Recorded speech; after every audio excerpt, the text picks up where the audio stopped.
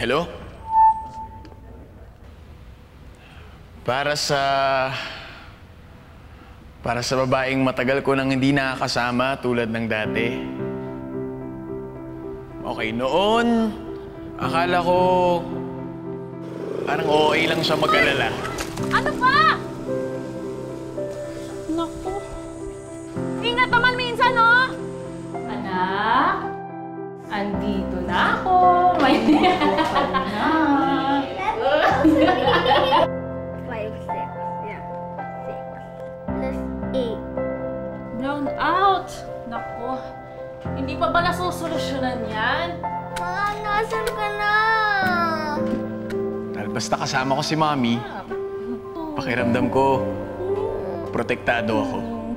Sinisiguro niya na hindi ako mapapahamak o malalagay sa panganib. Actually, ganun pa rin naman siya hanggang sa lumaki ako. Hi, Ma! Ayan na. Ang baho mo! Maligo ka, ha? Kadiri! Sige na!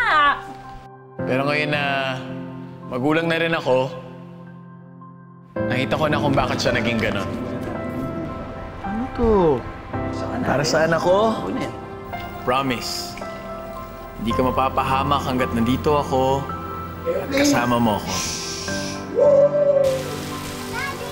Sige dito. Naku. Maligo ka agad, ha?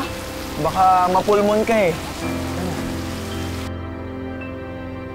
Sino ba namang magulang ang gugustuhing matakot, masaktan o malagay sa peligro ang kanyang anak? Hindi ang nanay ko. Nay, ngayon alam ko na ang pakiramdam na magkaroon ng isang anak. Happy 50th birthday, Nanay. Ang aking ina,